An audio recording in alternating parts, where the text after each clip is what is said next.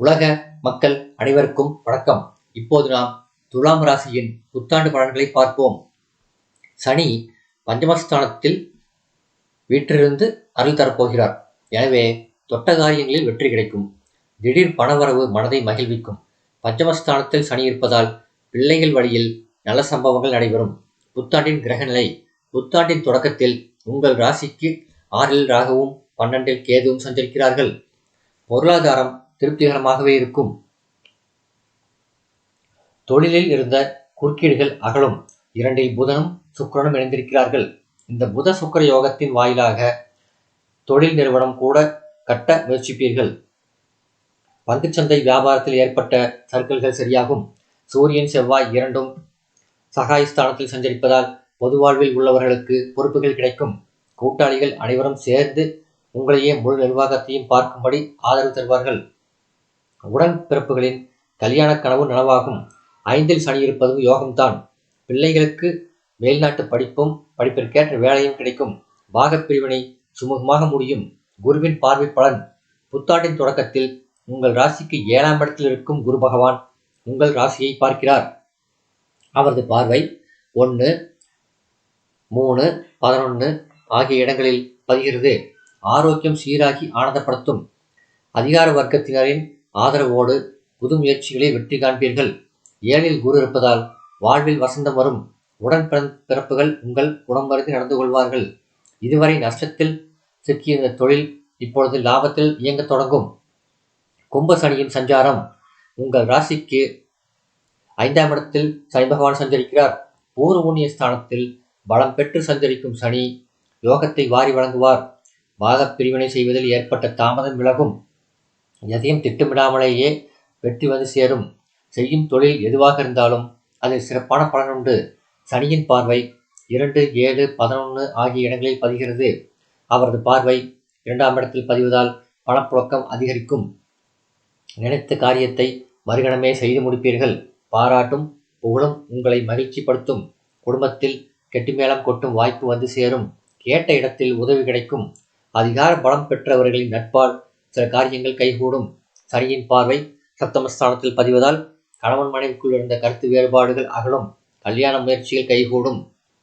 பெண் பிள்ளைகளின் சுப சடங்குகள், படித்து முடித்தவர்கள் பட்ட மேற்படிப்பிற்காக வெளிநாடு செல்லும் வாய்ப்பு போன்றவை இக்காலத்தில் கைகூடும். வாழ்க்கை துணைக்கு வேலை கிடைத்து உதிரி வருமானமும் கிடைக்கும். சனியின் பார்வை 11ஆம் இடத்தில் பதிவதால் கூட்டுத் தொழில் தனித்தொழிலாக மாறும். கொடுக்கல் வாங்கல்கள் சரளமாக இருக்கும். பழைய கடன்களை கொடுத்து மகிழ்வீர்கள். லாபஸ்தானம் புனிதமடைவதால் தொழிலில் வெற்றி நடை போடும். பங்குதாரர்கள் பக்கபலமாக இருப்பார்கள். பணிபுரியும் இடத்தில் இருந்த பிரச்சனைகள் படிப்படியாக அகலும். புதிய வாகனங்கள் வாங்கி பயணிக்கும் வாய்ப்பு உண்டு. ரிஷப குருவின் சஞ்சாரம். 1/5/2024 அன்று கார்த்திகை நட்சத்திரம் 2ஆம் பாதத்தில் பயிற்சியாகும் குரு பகவான் ரிஷபராசிக்குள் செல்கிறார். அங்கிருந்து 2, 4, 12 ஆகிய இடங்களை பார்க்கிறார். எனவே குடும்பஸ்தானம் பலப்படுகிறது. கொடுக்கல் வாங்கல்களில் திருப்தி இருக்கும். கடன் சுமை பாதிக்கு மேல் குறையும். சுப விரயங்கள் அதிகரிக்கும். கொடுத்து வாக்கை காப்பாற்றுவீர்கள். தாய் தந்தையரின் ஆதரவு பெருகும். அஷ்டமத்து குருவின் ஆதிக்கம் இருப்பதால் குடும்ப பிரச்சனை படிப்படியாக மாறும். குருவின் பார்வை 4ஆம் இடத்தில் பதிவதால் ஒரு சிலருக்கு வீடு கட்டும் வாய்ப்பு கிடைக்கும். இடம் பூமி வாங்கும் வாய்ப்பும் கிடைக்கும். பழைய சொத்துக்களை விற்றுவிட்டு ஒரு சிலர் புதிய சொத்துக்களை வாங்குவார்கள். ஆன்மீக நாட்டம் அதிகரிக்கும். உத்தியோகத்தில் வெளிநாடு சென்று பணிபுரிய நினைப்பவர்கள் அது கைகூடி மகிழ்வார்கள். தாயின் உடல் நலம் சீராகும். குருவின் பார்வை 10ஆம் இடத்தில் பதிவதால் பயணங்கள் அதிகரிக்கும். வேலை பளுவின் காரணமாக குறிப்பிட்ட நேரத்தில் உணவருந்த இயலாது. எல்லாவற்றையும் இழுத்து போட்டு கொண்டு பார்ப்பதன் மூலமாக உடல் ஆரோக்கியம் சீர்கெடும். உத்தியோகத்தில் திடீர் மாற்றங்கள் வந்து சேரும். அசையா சொத்துக்களை வாங்குவதில் ஆர்வம் காட்டுவீர்கள். பிறரை நம்பி ஒப்படைத்த பொறுப்புகள் நடைபெறாமல் போகலாம். பொது வாழ்வில் ஈடுபட்டிருப்பவர்களுக்கு பொறுப்புகளில் மாற்றம் உண்டு. ராகு கேதுக்களின் சஞ்சாரம். உங்கள் ராசிக்கு 11ஆம் இடத்தில் ராகுவும் 6ஆம் இடத்தில் ராகுவும் 12ஆம் இடத்தில் கேதுவும் சந்திக்கிறார்கள். எனவே எதிரிகள் விலகுவர்.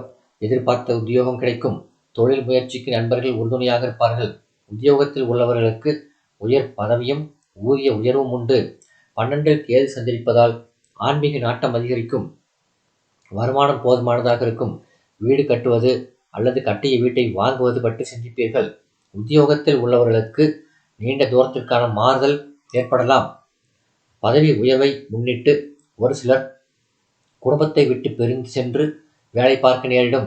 ஆலய திருப்பணிகளை முன்னின்று நடத்தும் யோகம் உண்டு. சனி குருவின் வக்ரகாலங்கள். சனியின் வக்ர காலத்தில் ஆரோக்கிய தொல்லை அதிகரிக்கும்.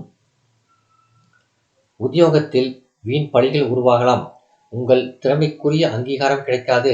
குறிப்பாக கொடுக்கல் வாங்கல்களில் ஏமாற்றத்தை சந்திக்க நேரிடும். யாரையும் நம்பி பணப்பொறுப்புகளை ஒப்படைக்க வேண்டாம். எதிர்மறை சிந்தனைகளை தவிர்த்து நேர்மறை சிந்தனைகளை மேற்கொள்ளுங்கள். குருவின் வக்ர காலத்தில் பல நல்ல சம்பவங்கள் நடைபெறும். உங்கள் ராசிநாதன் சுக்கிரனுக்கு குரு பகவான் பகை கிரகம் என்பதால் இந்த வக்ர காலத்தில் நல்ல மாற்றம் வரும். செயல்பாட்டில் வெற்றி கிடைக்கும். பணப்பற்றாக்குறை அகலும். பெண்கள், இந்த புத்தாண்டில் ஆரோக்கியம் சீராகி ஆனந்தப்படுத்தும். அதிர்ஷ்ட வாய்ப்புகள் வந்து அலைமோதும். வெற்றிக்குரிய தகவல்கள் வீடு வந்து சேரும். பொருளாதாரம் திருப்தி தரும்.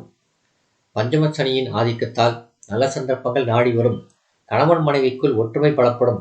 பிள்ளைகளுக்கு வேலை தேடும் முயற்சி கைகூடும். சகோதர வர்க்கத்தினரின் அன்பிற்கு பாத்திரமாவீர்கள். புதிய கடை திறப்பு விழா நடத்தும் வாய்ப்பு கிடைக்கும். பணிபுரியும் பெண்களுக்கு சுய தொழில் செய்வதற்கான வாய்ப்பு கிடைக்கப்பெறும்.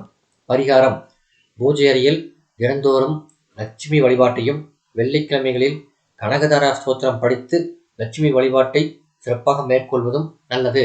இந்த வீடியோ உங்களுக்கு பிடிச்சிருந்தா லைக் பண்ணுங்க, ஷேர் பண்ணுங்க, சப்ஸ்கிரைப் பண்ணுங்க. நன்றி.